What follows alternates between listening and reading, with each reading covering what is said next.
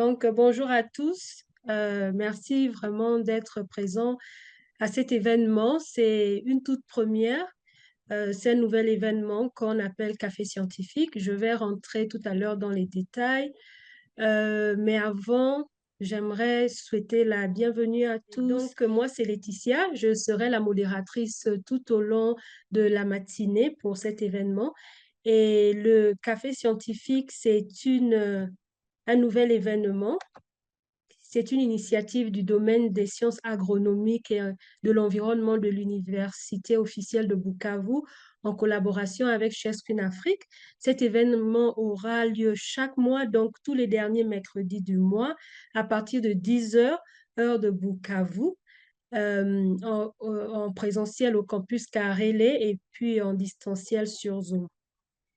Chef Screen Afrique, c'est tout simplement une initiative qui permet de mobiliser des experts dans des domaines liés à la conservation de la nature afin qu'ils viennent donner des formations, des séminaires ou des ateliers en ligne gratuitement aux universités, grandes écoles, ONG ou d'autres organisations qui le désirent.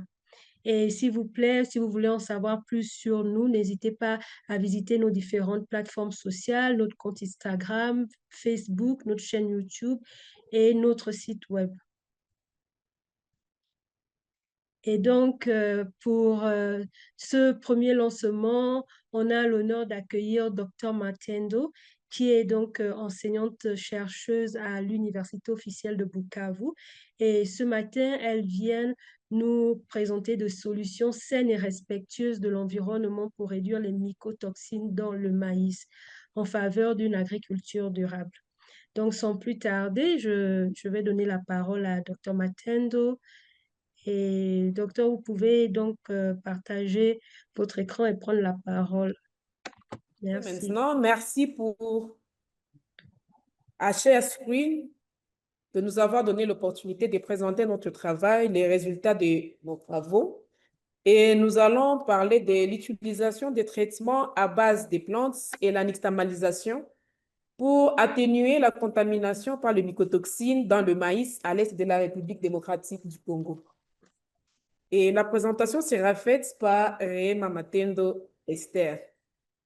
Nous allons présenter l'outline, nous avons le contexte, nous allons énoncer le problème et la justification. Nous allons parler des objectifs de l'étude, matériel et méthodes, résultats et discussions. Enfin, nous allons terminer par la conclusion et les recommandations. Dans le contexte, comme vous le voyez, nous savons qu'il y a plusieurs facteurs qui influencent la production des champignons. Nous avons les facteurs qui sont biologiques, le transport, les facteurs qui sont environnementaux. Nous avons aussi le conditionnement ou bien le stockage, la méthode de récolte. Tous ces facteurs contribuent à la prolifération ou bien à la croissance des micro-organismes, notamment aussi les champignons. Et de ces champignons, nous pouvons avoir les pénicillium, le fusarium, les alternaria, les aspergillus, qui, une fois les conditions sont idéales, ils vont produire des toxines que l'on va appeler des mycotoxines. Malheureusement, ces mycotoxines vont infecter ou bien vont contaminer les aliments que nous sommes appelés à manger. Et une fois qu'ils contaminent les aliments, dès que nous consommons ces aliments, ça va causer des maladies au niveau des animaux. Ça peut aussi causer des maladies au niveau des humains, notamment les cancers et les aflatoxicosis. Et ça constitue quoi? Un grand souci au niveau de la population ou bien au niveau du pays, parce qu'il y aura des grandes pertes en termes de la production que nous avions eue. Et donc, ces contaminations fongiques, on va trouver que ces contaminations peuvent venir du champ lors de la récolte jusqu'au stockage et même lorsqu'on conditionne ces produits que nous avions récoltés. Nous allons essayer de parler de la distribution des mycotoxines en Afrique. On trouve que les aflatoxines et aussi les fumonisyls occupent une grande place ou bien une grande proportion dans la distribution de ces toxines qui contaminent nos aliments au niveau de l'Afrique et surtout c'est l'Afrique subsaharienne. Et on a eu beaucoup des épidémies d'aflatoxicosis, surtout en Asie et en Afrique. Même si au Sud Kivu, on n'a jamais eu des problèmes liés à l'aflatoxicosis, il n'y a jamais eu des épidémies, mais au moins les conditions du milieu prônent à un développement qui est propice à ces champignons-là. Mais nous avons quand même des pays voisins comme le Kenya et aussi la Tanzanie qui ont eu cette épidémie et qui a même causé beaucoup plus la mort de certaines personnes, ce qui était vraiment fatal pour ces deux pays-là.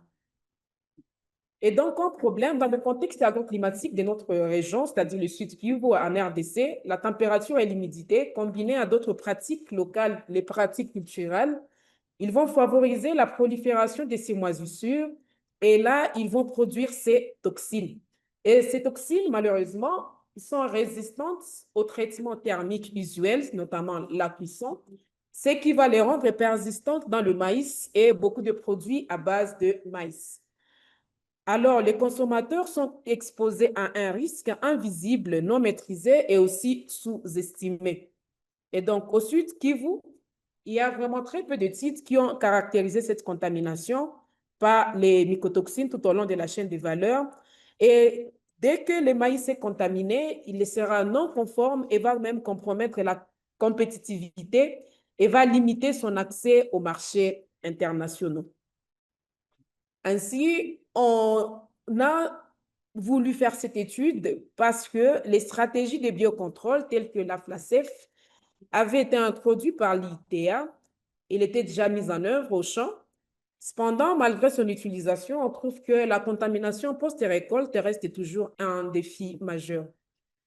On connaît qu'il y a des herbes et des plantes, il y a aussi des épices qui ont été longtemps utilisées et ils sont reconnus pour leurs propriétés antifongiques et ils sont traditionnellement utilisés sur diverses cultures pour protéger les denrées alimentaires contre les infestations fongiques. Nous avons aussi la technique de la nixtamalisation qui est une technique qui nous demande de débouillir le maïs dans l'hydroxyde de calcium. Et en ce moment-là, on va le mixer et par après, on va le sécher. On va obtenir une farine qui est moins contaminée. C'est-à-dire qu'avec la technique d'utilisation de cette nixtamalisation, on a trouvé qu'il y avait une réduction qui était notoire des niveaux de toxines une fois que le maïs était contaminé. Donc, en s'appuyant sur ces deux perspectives, l'étude avait proposé de combiner ces deux approches, notamment l'utilisation des plantes, des extraits des plantes, ainsi que la technique de nixtamalisation pour développer des stratégies pouvant aider à réduire les toxines au niveau de notre province. Et donc, les objectifs de cette étude étaient de contribuer à la réduction de risques liés à la contamination par les mycotoxines tout au long de la chaîne de production du maïs. Et là, on devait d'abord déterminer la prévalence et l'incidence des phymonizines et des aflatoxines dans des produits à base de maïs tout au long de la chaîne de valeur. Deuxièmement, on devait évaluer les connaissances, c'est-à-dire les perceptions des différents acteurs au niveau de la chaîne concernant la contamination par les mycotoxines et ainsi déterminer la prévalence de phymonizine B1 et aflatoxine AFB1 parce que ce sont les deux-là qui sont des grands problèmes et qui causent des problèmes liés au cancer dès qu'on est exposé de manière chronique à une alimentation qui est contaminée.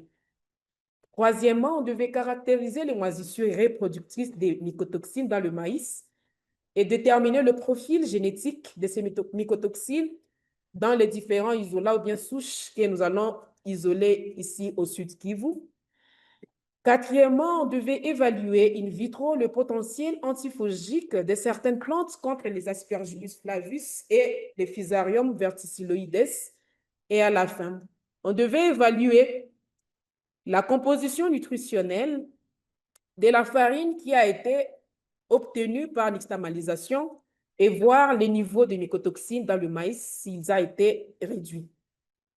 La recherche a été effectuée où? Il a été effectué au Congo, plus précisément dans la province du Sud Kivu, Et là, nous avons enquêté 3 territoires, Kabare, Uvira et Walungu, et la ville de Bukavu faisait aussi partie de cette étude.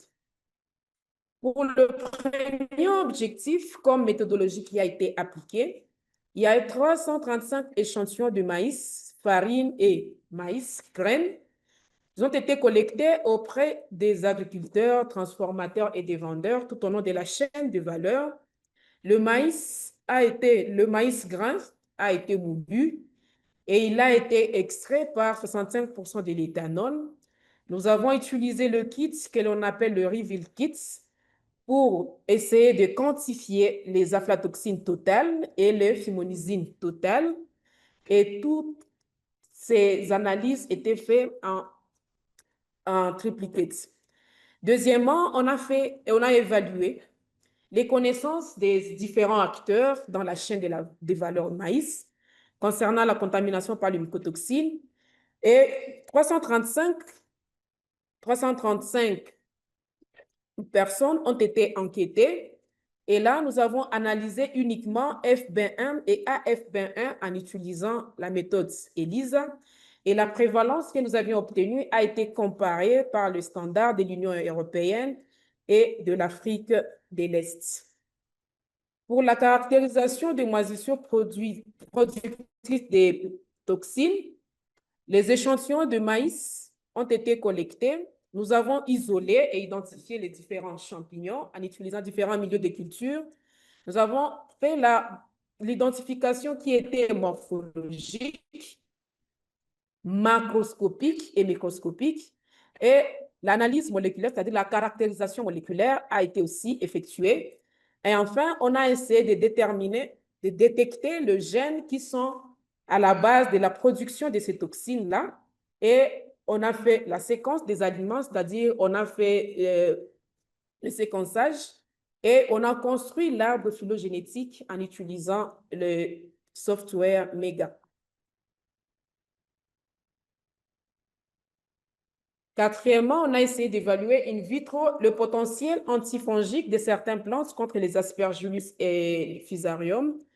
Et 3 extraits ont été utilisés. Nous avons le gingembre, le moringa et aussi le clou de girofle. Ils ont été extraits par 4 différentes substances. Ils ont été extraits par 4 différents milieux. Et nous avons ici nous avons utilisé l'acétone, l'éthanol, le méthanol et l'eau distillée pour faire l'extraction. Par après, nous avons fait les analyses qui sont phytochimiques où nous avons quantifié dans les extraits le flavonoïdes, le tanin, phénol, les terpénoïdes ainsi que les alcaloïdes. Par après, on a essayé de tester les analyses antimicrobiennes pour voir si ces extraits pouvaient avoir la capacité d'inhiber la croissance de ces champignons. Et l'Agar Well Diffusion Method a été utilisée sur le milieu patatodextrose agar. À la fin, on a sélectionné l'extrait qui nous a montré la zone d'inhibition qui était élevée. On a essayé de calculer la concentration minimale d'inhibition. Pour évaluer l'effet de la nixtamalisation, on a essayé de faire la formulation de certaines farines composites. Et là, on a incorporé dans la formulation le soja et on a fait des analyses de proximètre et on a essayé d'évaluer quelles seraient les quantités des antinutriments qui étaient éliminés par cette technologie. Et on a aussi analysé la réduction de mycotoxines en utilisant le Reveal Kit. Les données ont été encodées, ont été analysées par le software R et les analyses ont été utilisées pour avoir les résultats que nous avons présentés tout de suite. Comme premier résultat, on a essayé d'évaluer la contamination au niveau de Kabare et de Ruzizi. Et là, on a tout simplement ciblé le haricot qui était fraîchement récolté. Et comme à Bukavu, on n'a pas beaucoup de champs, on a tout simplement maintenu Kabare et Ruzizi. Et comme vous pouvez le voir sur le premier graphique, Sur le premier graphique, on trouve que la contamination de maïs qui était fraîchement récolté, il y avait une contamination de 30% pour les fumonysines qui étaient au-delà de la concentration minimale requise suivant les standards. Et pour les aflatoxines, on trouve que 10% seulement des échantillons que nous avions pu récolter allaient au-delà des 10 microgrammes par kilogramme, qui est la limite de ces aflatoxines. Et donc, pour le cas de maïs qui était fraîchement récolté, on trouve que la prévalence ou bien la contamination par les aflatoxines n'était pas vraiment très, très, très alarmant. Et là, peut-être que ce serait dû peut-être à, comme le maïs était encore fraîchement à récolter, on pense que les processus de la production n'étaient pas encore très, très, très effectifs, étant donné que les milieux ou bien les conditions n'étaient pas encore très favorables. Et aussi, dans certains milieux, il y a ceux-là qui utilisent l'aflacef des l'ITA. Ça pourrait aussi occasionner peut-être des réductions des toxines au niveau du champ.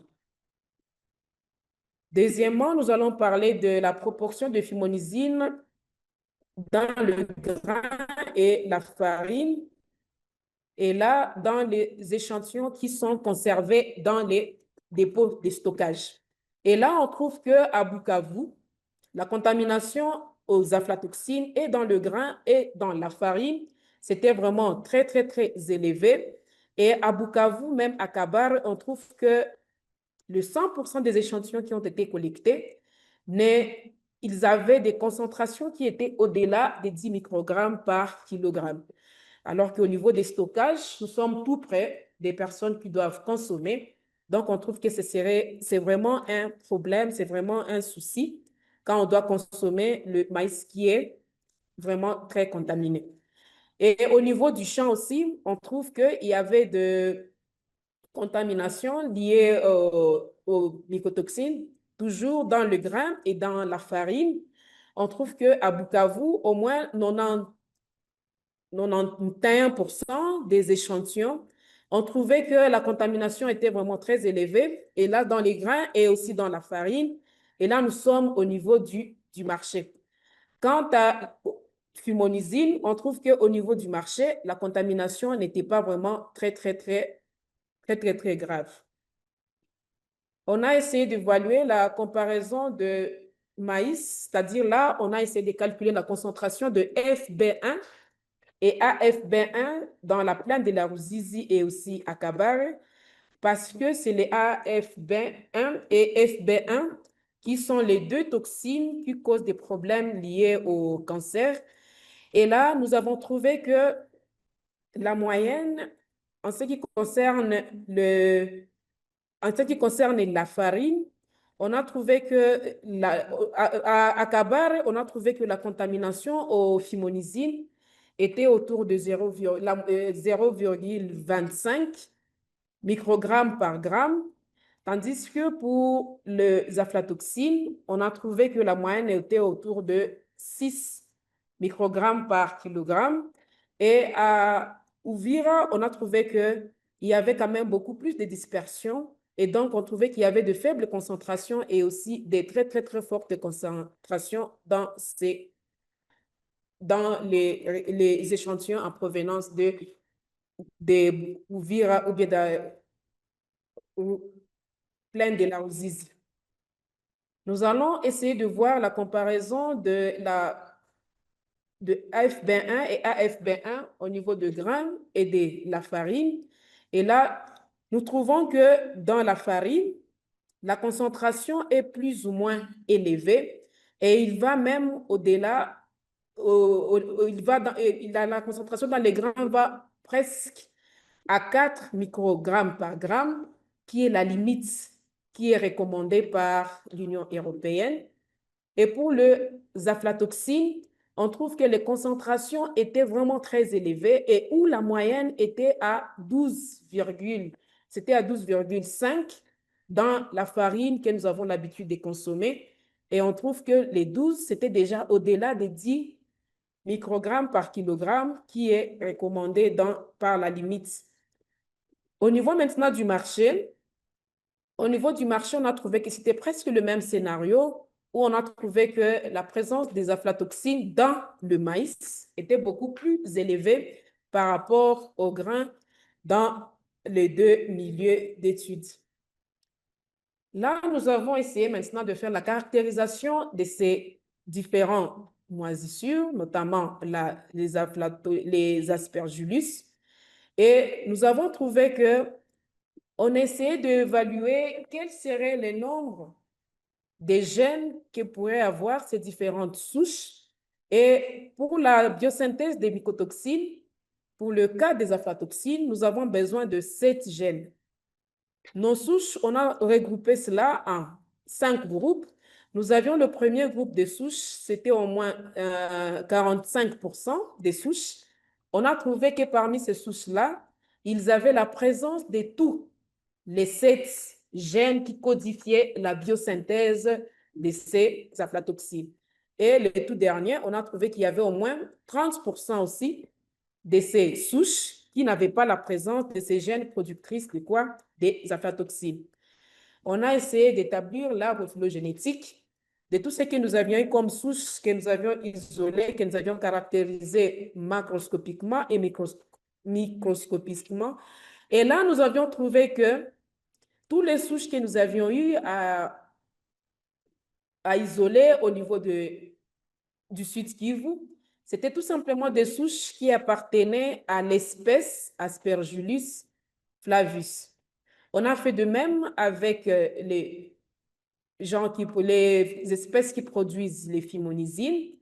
Et on a trouvé que phymonizine, on a tout simplement utilisé le gène FUM1 pour essayer de caractériser ces différentes souches et voir lequel avait à son sein le gène qui va codifier la biosynthèse de quoi? La biosynthèse de phymonizine.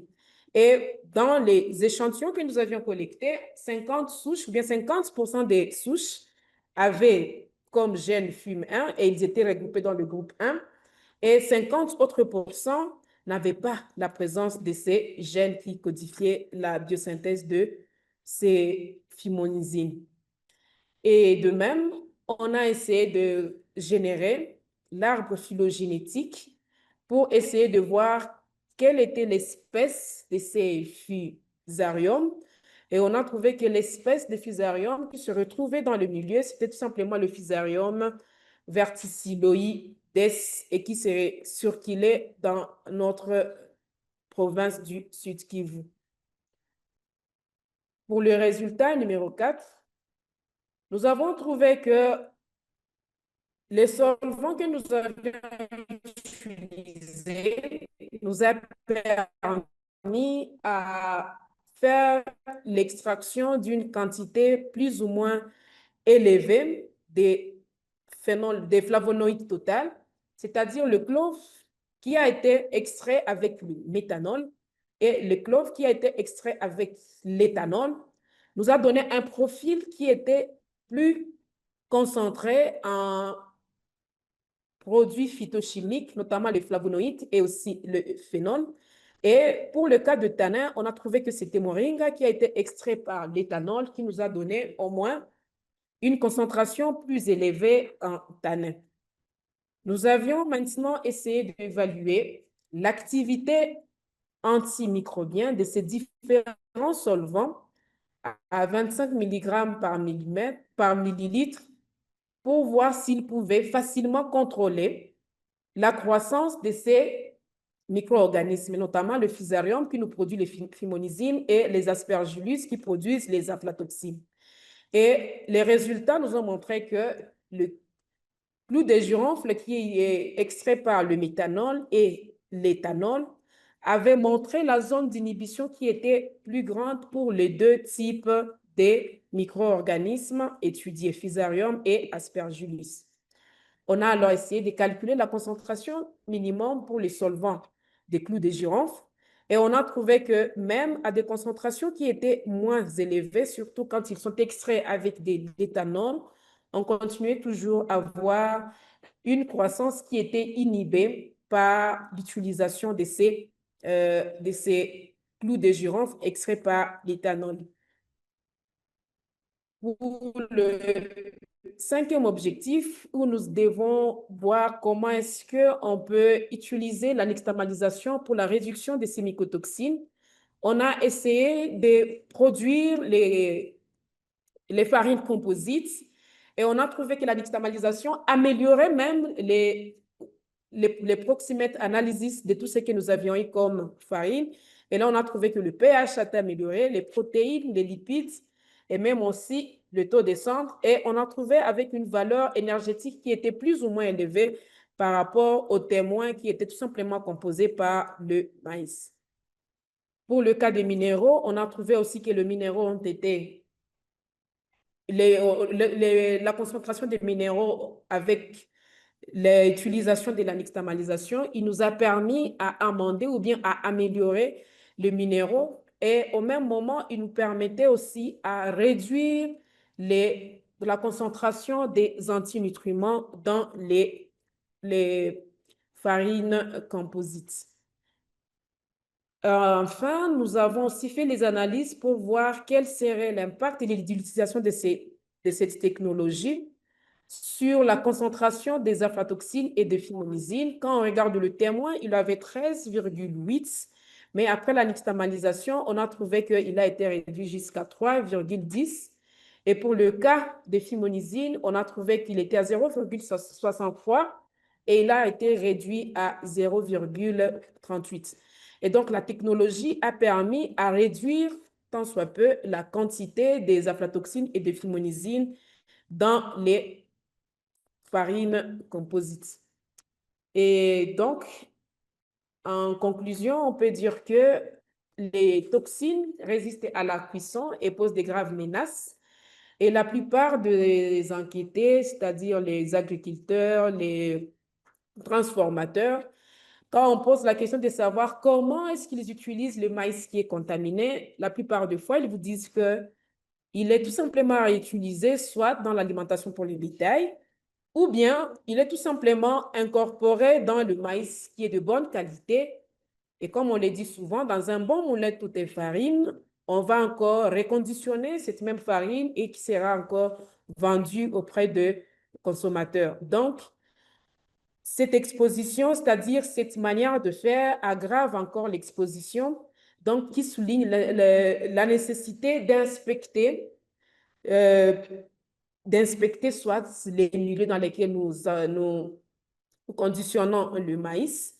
Et aussi, on aimerait assez que les acteurs puissent sensibiliser sur les potentiels problèmes de ces toxines-là, parce qu'une fois ce connu, ils peuvent facilement appliquer les mesures qui pourraient limiter ou bien réduire la présence de ces toxines.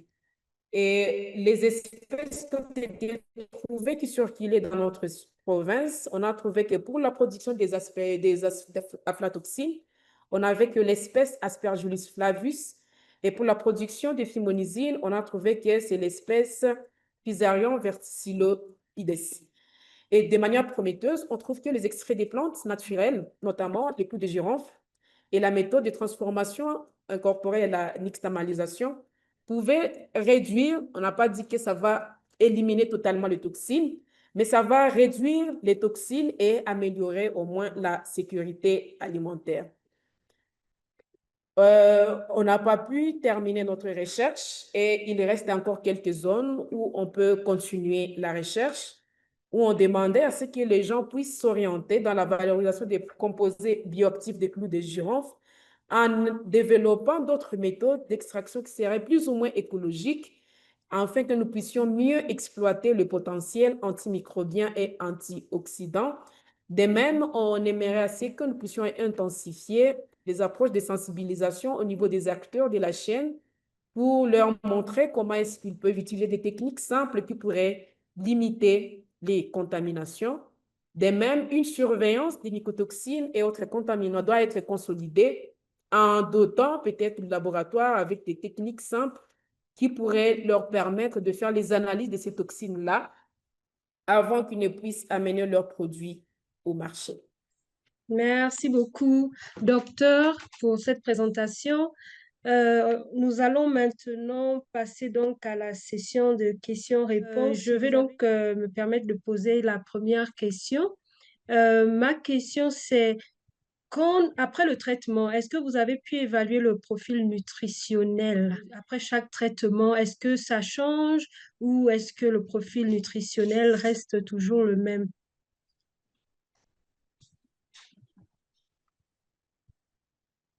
Comment est-ce qu'il est affecté? En fait, c'est ma question. Je ne sais pas si je la pose de manière assez claire. Je ne sais pas si vous me recevez, docteur. Oui, oui, oui, je vous reçois, Laetitia. Vous demandez? J'étais en train de poser la Pour poser question. votre question. Oui, oui.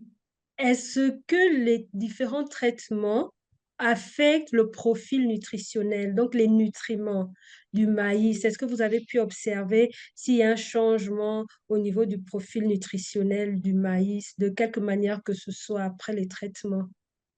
Vous pouvez me capter? Oui, oui, 5/5. D'accord. Au fait, la technologie qui est utilisée affecte donc, comme on le dit souvent, quand on fait une transformation, quand on utilise des technologies, ça affecte soit positivement, soit négativement aussi le profil nutritionnel. Vous pouvez gagner en un élément et vous pouvez aussi perdre d'autres éléments quand on utilise ces différentes technologies. Comme vous l'avez vu, on a parlé de la production de farines qui sont composites. Et quand on a utilisé ces farines composites, on a essayé de faire les enrichissements en essayant de regarder qu'est-ce qui a été perdu et comment est-ce qu'on peut encore le mettre dans dans la formulation. Donc, la formulation, dès que nous utilisons l'extamalisation, où nous allons récupérer, on va le laisser. On vous a perdu complètement. Docteur Matendo, on vous avait perdu, on ne vous écoutait plus, il y avait des coupures. Je ne sais pas si vous pouvez reprendre. Oui, oui, il y avait un petit souci avec la connexion. Est-ce que maintenant vous pouvez me capter convenablement? Oui. OK. Merci. Je disais que toute technologie que l'on utilise a souvent des effets qui sont négatifs ou bien positifs sur certains éléments. Vous pouvez vous dire que moi, je vais maintenir peut-être les glucides, mais il y a la technologie que vous allez utiliser. Ça peut être que ça peut utiliser la température qui va dénaturer les protéines.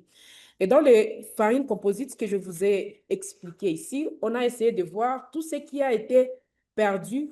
On a essayé d'utiliser l'ingrédient phare qui pouvait nous aider à ramener, l'ingrédient qu'on appelait le soja, qui pouvait nous aider à ramener les nutriments qui étaient perdus lors de l'utilisation, bien lorsqu'on avait utilisé la nixtamalisation pour essayer d'éliminer les toxines. L'avantage est que ça permet à éliminer les toxines, mais aussi les antinutriments, parce que les antinutriments affectent beaucoup plus la biodisponibilité des nutriments mineurs, c'est-à-dire les oligo-éléments comme les minéraux. Et donc, quand on essaie de combiner maintenant les deux ingrédients, ça nous permet d'avoir une farine composite qui va au moins nous donner des proportions en termes de protéines, de glucides et de lipides qui sont convenables. Et à la fin, on a la valeur énergétique qui est presque convenable pour répondre aux besoins des personnes qui vont l'utiliser. Il y a une question de Monsieur Massing dans le chat box. Il dit, bonjour, je m'appelle Massing. Ma question est de savoir comment reconnaître un animal contaminé par cette maladie et quels symptômes sont les symptômes chez l'homme. Et quels sont les symptômes chez l'homme? Les... Je voulais tout simplement expliquer, les aflatoxines, ce sont on peut le dire entre guillemets, le poison produit par les champignons.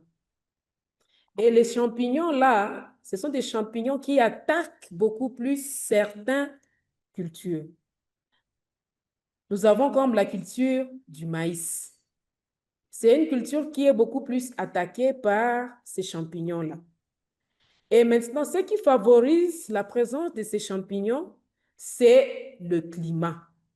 Donc, avec la température, avec l'humidité caractéristique dans notre milieu, ça favorise la prolifération de ces champignons. Monsieur Mouronda, je vois votre main levée. Gardez-la levée. Je vous donnerai la parole d'un moment à l'autre. Docteur Matendo est là, donc on va lui, lui donner la parole à nouveau. Oui, vous pouvez ouvrir votre micro et continuer. Ne vous inquiétez pas pour la connexion. Ce sont les Là, aléas on du travail s'épuise en beaucoup ligne. vraiment la connexion. Pardon? Je dis, ce sont les aléas du travail en ligne. On comprend, pas de souci. Et donc, je disais qu'une fois que ces champignons colonisent la culture, c'est-à-dire, j'ai pris l'exemple tout simplement du maïs, ils vont produire des toxines. Ces toxines-là que j'ai dit, entre guillemets, de poison. À forte concentration, ces poisons vont causer les maladies que l'on appelle les aflatoxines. Et là, on a trouvé qu'il y avait même des épidémies où les gens ont trouvé la mort parce qu'ils ont consommé des maïs qui étaient contaminés par une concentration très, très, très élevée aux aflatoxines. Ils ont fait des recherches pour au moins savoir quelle a été l'origine de ces contaminations. C'est par après qu'on a trouvé que c'était des contaminations avec de fortes doses des aflatoxines.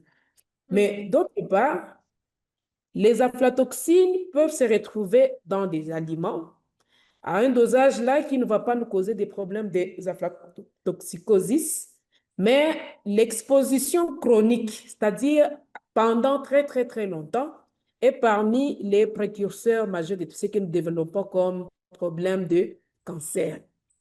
Le lien maintenant avec les aliments, c'est que la plupart des fois, quand nous avons des aliments qui sont un peu contaminés et qu'on voulait tout simplement jeter, on s'est dit qu'on ne va pas jeter cette nourriture, on va tout simplement le donner un prix au bétail, c'est-à-dire aux animaux. Ça peut être la poule, ça peut être les vaches, ça peut être les cochons, n'importe quoi.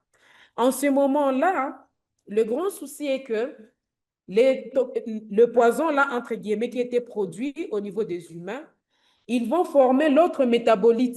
C'est-à-dire, quand tu vas se retrouver dans le lait, il sera encore métabolisé, il va nous donner une autre forme. Cette forme-là, qu'on peut avoir comme AFM1, et qui va encore se retrouver où? Qui va arriver dans le lait. Donc, dès que nous allons encore consommer et le lait, et les œufs, et la poule, on va trouver qu'il y a l'autre métabolite qui a été formulé à partir de ces AFB1 et qui, une fois que nous allons aussi consommer la viande, nous serons toujours exposés. OK. Je me permets de poser une question. Donc, je voudrais savoir, ça veut dire que les premiers signes ce sont peut-être pas des symptômes faciles à reconnaître parce qu'ils ne sont pas spécifiques. C'est peut-être des symptômes comme les maux de ventre, Non, non, non. vomissements. Ce sont des symptômes qui sont presque similaires avec d'autres symptômes, comme quelqu'un qui a des problèmes de la fièvre typhoïde, des maux de tête, de diarrhée, de l'affaiblissement de l'organisme. Mais en ce moment-là, pour faire un diagnostic, on doit aller à l'hôpital pour qu'on puisse confirmer que cela a été dû à ces aliments qui étaient contaminés. Malheureusement, pour la plupart de ces gens-là qui se trouvaient au Kenya, et ils n'ont pas eu la chance on n'a pas eu la chance de les traiter avant qu'ils ne puissent trouver la mort. C'est par après qu'on a fait l'analyse des aliments qu'ils étaient en train de consommer et on a trouvé que c'était des concentrations qui étaient très élevées en aflatoxine qui a causé la mort de ces personnes-là au Kenya. OK. Yeah, merci. Donc, Monsieur Massing, je pense que vous avez votre réponse. Il n'y a pas de symptômes spécifiques aux aflatoxines. Je crois que ça, c'est un problème, c'est assez délicat. On doit juste être Non, non, non. C'est vraiment... presque similaire à d'autres symptômes que nous avons l'habitude d'avoir dans le milieu ou bien avec d'autres maladies, oui. Mhm. On doit juste être très prudent. Il y a quelqu'un qui a levé la main ici. Oui, c'est Monsieur Mouronda. C'est Western. Ok, merci beaucoup. Vous m'entendez? Oui, oui. Mourodari.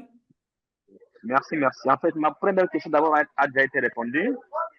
Je passe à la deuxième question, laquelle j'aimerais juste savoir par quelles voies et moyens les acteurs concernés, notamment les agriculteurs et autres acteurs qui sont dépourvus de moyens, peuvent s'approprier des résultats de vos recherches, madame.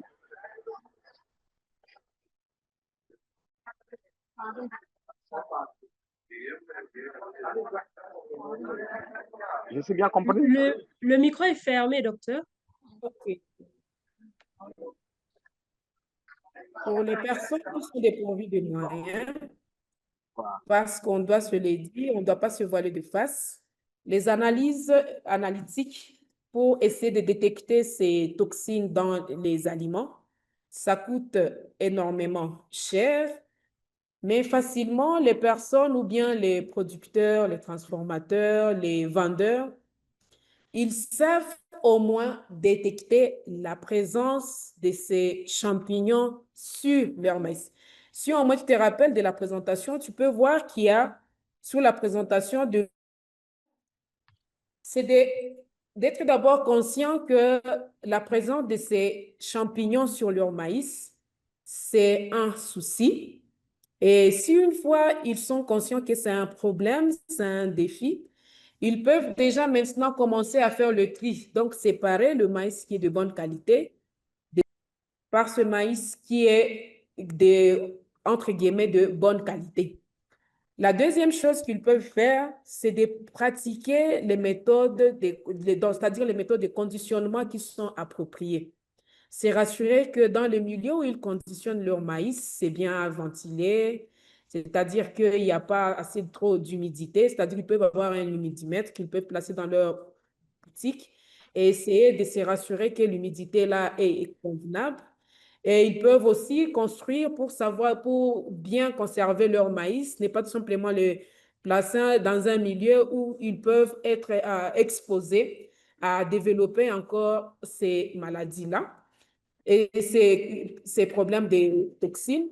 Mais de même, ce qu'ils peuvent faire, on a trouvé que l'utilisation de ces extraits pourrait réduire la contamination. Donc, ils peuvent intégrer ou bien l'incorporer dans leur stockage pour essayer de limiter la croissance de ces champignons. Parce que s'il n'y a pas de champignons, il n'y aura pas de production de toxines. Donc, si on peut déjà gérer les champignons, savoir les méthodes que l'on peut utiliser pour limiter leur croissance, limiter leur développement, ça peut aider à ne pas avoir de maïs qui sont contaminés. Et peut-être d'autres zones d'ombre où on peut voir comment est-ce qu'on peut trouver des méthodes faciles que l'on peut utiliser chez les paysans, n'est pas aller tout simplement dans les méthodes qui sont analytiques et qui coûtent très cher. Peut-être que l'application qui peut facilement aider les paysans à détecter que ça, ce sont des maïs qui sont déjà contaminés. Mais ce n'est pas ce que moi je fais. Peut-être que ce sont simplement des zones qui restent à être exploitées. OK. Merci, Monsieur Mouronda. Vous avez une autre question. Votre micro est fermé. Ok. Bon, en fait, j'aimerais également juste savoir, parmi les méthodes au champ d'élimination des mycotoxines, laquelle serait plus efficace par rapport à d'autres? Pardon?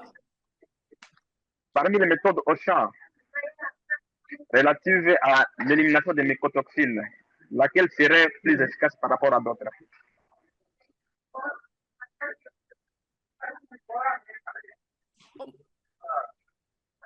OK. Pour le moment, l'utilisation de la FLACEF. Donc, je vais d'abord expliquer la FLACEF. Safe, c'est-à-dire sain. AFLA, c'est-à-dire que c'est sain, il n'a pas de contamination de aflatoxines. Ce qu'on fait est que parmi les champignons là, les aspergillus, vous avez vu que vous pouvez avoir des aspergillus flavus qui vont produire des aflatoxines. Et nous avons d'autres aspergillus flavus qui sont aflatoxigéniques, c'est-à-dire ils ne produisent pas les aflatoxines. Ce qu'on a fait, c'est-à-dire on a récupéré ces souches-là qui ne produisent pas de toxines, on a essayé de les isoler et on va les inoculer au niveau du champ. En les inoculant au niveau du champ, on va trouver que au niveau du champ, la proportion qui va croître là-bas, parce qu'on les a inoculés, c'est la proportion qui ne produit pas des aflatoxines. Et à la fin, on a trouvé que c'était une méthode qui était plus ou moins efficace parce que ça limitait les dégâts ou bien la contamination de maïs presque à 80 ou 90%. Mais on ne doit pas s'arrêter par là. Comme je vous l'ai expliqué, les champignons là. Du courage, docteur Matendo. C'est tellement intéressant, toutes les informations, elles sont tellement intéressantes, toutes les informations que vous partagez, que vraiment, on va vous demander d'être courageuse malgré la connexion qui ne collabore pas. Au niveau du champ, au niveau du stockage. On ne vous entend pas. Vous pouvez reprendre. Ok, je disais que je vous avais déjà expliqué la FLACEF, c'est quoi et comment est-ce que c'était une méthode prometteuse au niveau du champ, comment est-ce qu'on pouvait l'utiliser pour essayer de limiter la colonisation au niveau du sol de ces champignons-là qui produisent la flatoxine. Mais on disait que même si on arrive à produire les maïs qui n'est pas très contaminé, je vous ai dit qu'au niveau du stockage maintenant, la petite proportion là, si ça peut réduire à 90%, les 10% là qui restent, si ce n'est pas aussi bien géré au niveau du stockage, il va encore retrouver un milieu qui lui serait favorable et qui va alors continuer encore la prolifération et nous produire encore des toxines. Parce que quand on essaie d'évaluer le temps avant la vente, on trouve que c'est un temps qui est plus ou moins long. Ça peut prendre 3, 4 ou 5 mois. Donc, après les techniques appliquées au niveau du champ, on doit aussi avoir des techniques qui devront appliquer au niveau du conditionnement et stockage pour se rassurer que les conditions dans lesquelles nous allons placer notre maïs, qui est plus ou moins sain, continuent à être de bonne qualité même pendant le stockage. Et comme je voulais t'expliquer maintenant, on peut utiliser, on peut utiliser ces extraits maintenant de plantes et voir si ça peut continuer à limiter leur croissance dans le stockage. Et quand on limite la croissance de ces champignons-là, on est au moins rassuré qu'il n'y aura pas de problème des toxines qui seront produites parce que les précurseurs, les champignons qui doivent les produire ont été inhibés par l'utilisation de ces extraits. Et donc, la deuxième méthode que l'on peut aussi utiliser, on peut utiliser la technique que je vous ai dit, la technique de nixtamalisation. C'est une technique qui, d'autre part, on sait que quand on doit appliquer une technique, on a toujours des avantages et inconvénients. Le grand souci avec la technique est que c'est applicable. C'est applicable, mais ça demande beaucoup de travail. Et quand ça demande beaucoup de travail, ça va faire à ce que nous puissions utiliser une forte main-d'œuvre et ça va augmenter le coût de production. Et à la fin, le coût ou bien le prix fixé pour un sac de maïs, ça serait maintenant un prix qui serait plus ou moins élevé. Maintenant, on doit savoir est-ce que les gens sont prêts à payer pour un prix plus ou moins élevé pour un produit qui est au moins sain. Là, ça reste encore une question que nous devons nous poser et chercher du moins des solutions par rapport à ça. Merci. OK. Merci. Si M. Mouronda n'a plus de questions, je vais lire les questions dans le chat. Monsieur Mouronda?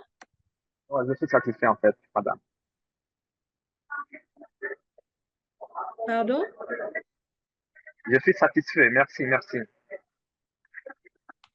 OK, il y a une question de Monsieur Elie dans le chat. Il dit, ma question est de savoir quels mécanismes ont été développés pour vulgariser les résultats de votre recherche, docteur, auprès des petits paysans? Donc, et il vous félicite aussi pour la présentation. OK, merci pour la question, Elie. Je dois être franche, je n'ai pas encore mis au point de mécanismes pour vulgariser les résultats auprès de petits paysans. Je me disais que je devais encore faire une petite recherche pour arriver peut-être à avoir des résultats que je pourrais leur disponibiliser. Parce que si je dois leur demander de faire des analyses analytiques pour essayer de quantifier ces aflatoxines dans leurs produits, premièrement, ce sont des analyses qui coûtent extrêmement cher. Ils ne vont pas accepter. Et deuxièmement, ce que je disais, c'est que je peux tout simplement leur recommander. C'est tout simplement essayer de faire les méthodes-là de tri, c'est-à-dire une méthode mécanique qui peut être utilisée en essayant tout simplement de trier ce qui est contaminé de ce qui est plus ou moins sain. De même, leur sensibiliser parce que la plupart de ces paysans ne savaient même pas que ces champignons pouvaient produire des toxines qui, une fois consommés, pouvaient avoir des soucis au niveau de la santé des personnes. Donc, si on devait d'abord déjà les sensibiliser que ce problème-là existe et que l'on peut utiliser ces petites méthodes physiques, là, on peut faire un peu de tri pour essayer de limiter la contamination. Mais il y a aussi une étude qui a été faite par l'ITA sur la perception ou bien si les gens sont prêts à payer la FLACEF et qu'ils peuvent l'utiliser dans leur champ.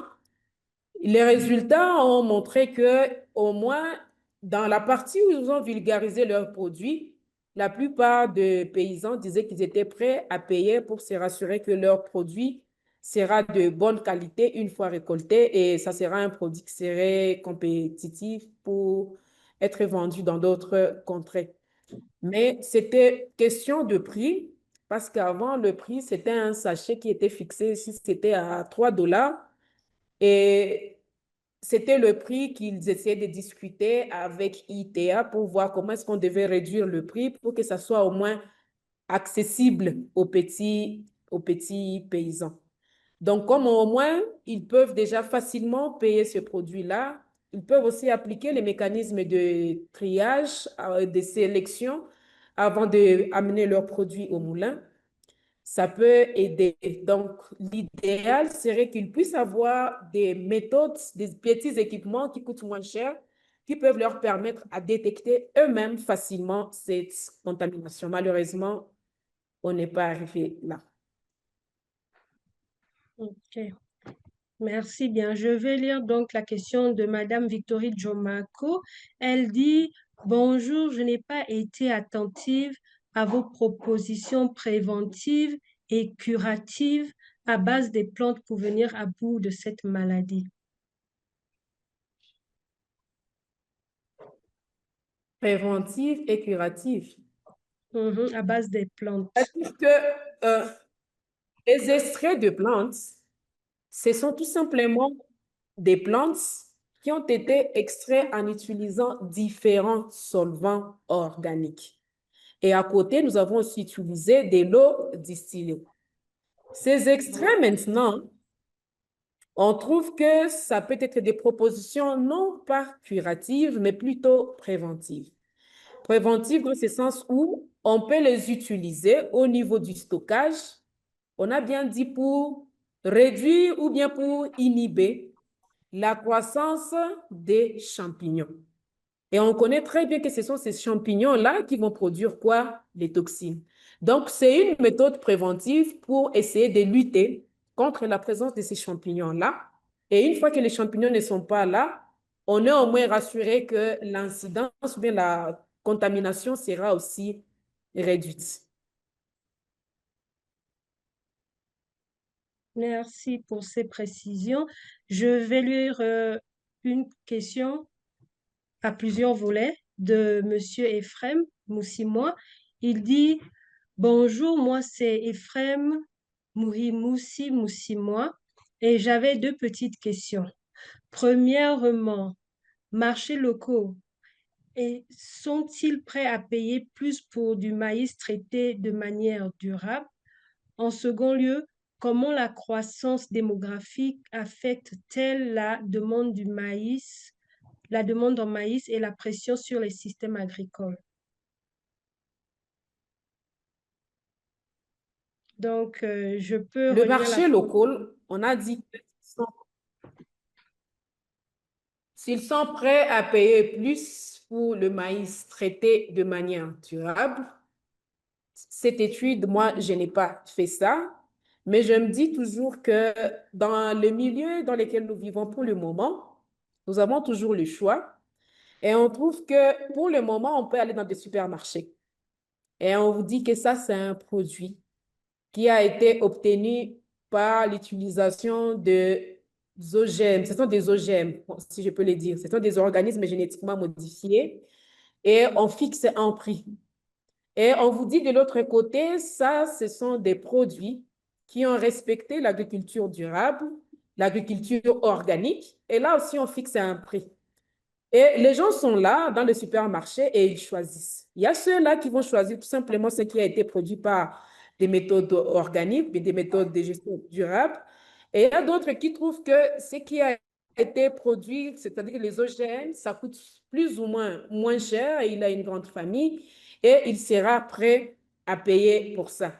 Parce que si je peux dire, si on doit incorporer ces technologies pour essayer de limiter au moins la contamination, quand on parlait de la FLACEF, on doit parler de l'inclusion de tout ce qu'il y a comme les extraits que l'on peut utiliser pour essayer, c'est-à-dire que ça doit obligatoirement augmenter le coût de production. Et quand ça augmente le coût de production, celui qui fait ça doit aussi profiter quand même. Et s'il doit profiter, il va augmenter un tout petit peu le prix de ces produits.